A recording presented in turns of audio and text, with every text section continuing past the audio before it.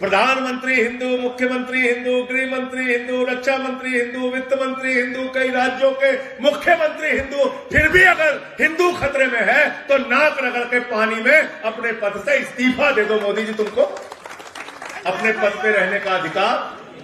अगर उत्तर प्रदेश में 4 करोड़ घुसपैठियां हैं तो किस बात के मोदी जी तुम प्रधानमंत्री हो, किस बात के गृह मंत्री अमित शाह हो? पहले अपने पद से इस्तीफा दो, तुमको अपने पद पे रहने का अधिकार नहीं है। उत्तर प्रदेश में घुसपैठिया देश बनाया जाएगा, जो कनाडा से बड़ा देश होगा, जो पंजाब से बड़ा देश होगा, जो दिल्ली से बड़ा देश होगा, वही उत्तर प्रदेश में बनाया जाएगा। उसका नाम होगा घुसपैठिया देश। अभी तो पूरा पर्वत बेचने जा रहे थे बाबा ये मोदी जी। मैंने कहा मुख्यमंत्री के बाद मोदी जी रात में 3 बजे अरावली पहाड़ पर चढ़ गए, कहने लगे तेरे को जाना होगा भाई। अरावली पहाड़ पे पूरा बेच रहे थे अदानी को। हमने साइकिल चोर सुना था, स्कूटर चोर सुना था, गहना चोर सुना था, लॉकेट चोर सुना था, कार चोर सुना था, बाइक चोर सुना था, यहां तक कि पर्स चोर सुना था। नरेंद्र मोदी देश के अंदर वोट चोर निकल गए। वोट चोर। कितने वोट की चोरी कर रहे हैं उत्तर प्रदेश में? कितने वोट की? जोर से बोलिए। दिल्ली की आबादी कितनी है? पंजाब की आबादी कितनी है? 3 करोड़। कनाडा देश की आबादी कितनी है? 3 करोड़। 3 करोड़। दुनिया के कई देशों की आबादी जितनी नहीं है, उससे ज्यादा वोट उत्तर प्रदेश में बाबा जी काटने जा रहे हैं। कितना वोट काटने जा रहे हैं? अमित शाह क्या कहते हैं? कहते हैं एक भी घुसपैठिया हम नहीं छोड़ेंगे, सबका वोट हम काटेंगे। कहते नहीं कहते? मोदी जी कहते कोई घुसपैठिया यहां पर अपना वोट बनवा के नहीं रह सकता, सारे के सारे घुसपैठियों का हम वोट काटेंगे।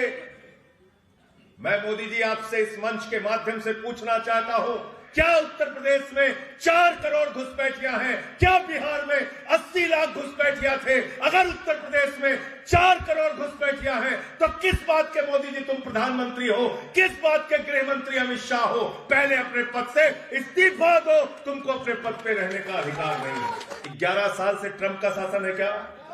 बराक ओबामा का शासन है क्या? बाइडेन का राज है क्या? कौन है देश का प्रधानमंत्री? गृह मंत्री कौन है? उत्तर प्रदेश का मुख्यमंत्री कौन है? देश का रक्षा मंत्री कौन है?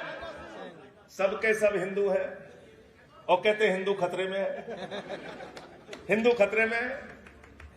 प्रधानमंत्री हिंदू, मुख्यमंत्री हिंदू, गृह मंत्री हिंदू, रक्षा मंत्री हिंदू, वित्त मंत्री हिंदू, कई राज्यों के मुख्यमंत्री हिंदू, फिर भी अगर हिंदू खतरे में है तो नाक रगड़ के पानी में अपने पद से इस्तीफा दे दो। मोदी जी, तुमको अपने पद पे रहने का अधिकार नहीं है।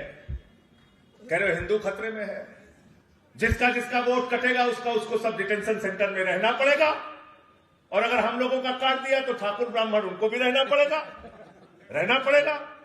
क्योंकि मोदी जी ने कहा है कि हम घुसपैठियों का वोट काट रहे हैं, तो हम लोग वहां पर रहेंगे। उस देश का नाम क्या होगा? क्या नाम होगा? तो उत्तर प्रदेश में घुसपैठिया देश बनाया जाएगा, जो कनाडा से बड़ा देश होगा, जो पंजाब से बड़ा देश होगा, जो दिल्ली से बड़ा देश होगा, वही उत्तर प्रदेश में बनाया जाएगा। उसका नाम होगा घुसपैठिया देश। मैं इस मंच के माध्यम से बाबा जी को कहना चाहता हूं, योगी आदित्यनाथ जी को कहना चाहता हूं, अगर कोई बांग्लादेशी उत्तर प्रदेश में मिले, अगर कोई पाकिस्तानी उत्तर प्रदेश में मिले, अगर कोई अफगानिस्तानी उत्तर प्रदेश में मिले, अगर कोई विदेशी नागरिक उत्तर प्रदेश में मिले, तो उसको उसके घर, उसके देश वापस भेज देना। हमारे पैसे से डिटेंशन सेंटर बना के फ्री में यहां पे मत खिलाना। अगर तुमको ज्यादा शौक है तो अपने घर में उन लोगों को रख लेना, हमारा पैसा इन लोगों के ऊपर बर्बाद मत। अभी दिल्ली की बात बता रहे थे गोपाल राय जी। दिल्ली में चुन लिया बीजेपी को। लोग कहते हैं चुन लिया, मैंने कहा घपला किया। कैसे घपला किया? केजरीवाल जी की विधानसभा में 42,000 वोट काट दिए, और कितने वोट से हार गए? 4,000 वोट से। तो ये बेईमानी की जीत है कि ईमानदारी की जीत है? बताओ। बेईमानी से जीती ना बीजेपी। आपके क्षेत्र में कितना वोट कटा? 6-7 हजार 10,000 वोट इनके क्षेत्र में कटा, सौरभ जी के क्षेत्र में। ऐसे ही सभी विधानसभाओं में वोट कटवाया वहां पे, और हमारा कोई विधायक 2000 से, कोई 3000 से, कोई 4000 से हार गया। अभी बिहार में जिस जिस विधानसभा में 60,000, 70,000 वोट कटे, वहां 5,000, 7,000 वोट से बीजेपी जीत गई। ये बात किसी को समझ में नहीं आ रही।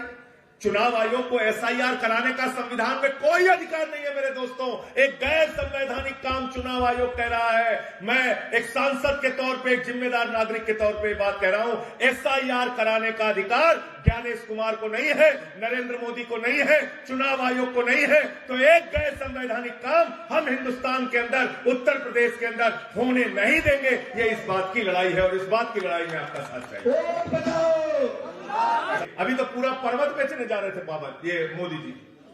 मैंने कहा मुख्यमंत्री के बाद मोदी जी रात में 3 बजे अरावली पहाड़ पर चढ़ गए। कहने लगे तेरे को जाना होगा भाई। अरावली पहाड़ पे पूरा बेच रहे थे अदानी को। वो तो जनता सड़कों पर उतरी तो अब सरकार को अरावली का फैसला वापस लेना पड़ा। आपकी ताकत वो ताकत है, अगर सड़क पर उतर जाओगे तो अन्ना आंदोलन को याद कर लेना। देश की जनता सड़कों पर उतरी अरविंद केजरीवाल जी के साथ, अन्ना जी के साथ, तो उस समय की सरकार को कानून बनाना पड़ा, लोकपाल का कानून, और सड़क की ताकत की बदौलत बनाना पड़ा। किसान 1 साल तक सड़कों पर बैठा रहा, आंदोलन करता रहा, और उसी किसान के आंदोलन की बदौलत तीनों काला कानून नरेंद्र मोदी जी को वापस लेना पड़ा। और आप सबसे मैं कहना चाहता हूं, संसद सुन नहीं रही, सुप्रीम कोर्ट तारीख पर तारीख दे रहा है। अब सड़क का रास्ता बाकी है। डॉक्टर लोहिया ने कहा था सड़क खामोश हो गई तो संसद आवारा हो जाएगी। हम संसद को आवारा नहीं बनने देंगे। सड़क पर लड़ाई लड़कर कानून बनवाने का काम करेंगे।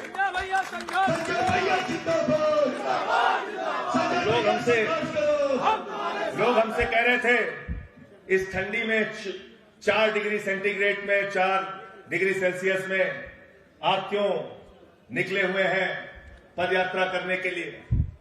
4 डिग्री 5 डिग्री सेल्सियस टेम्परेचर, इतनी कड़कती ठंड क्यों निकले हुए हैं?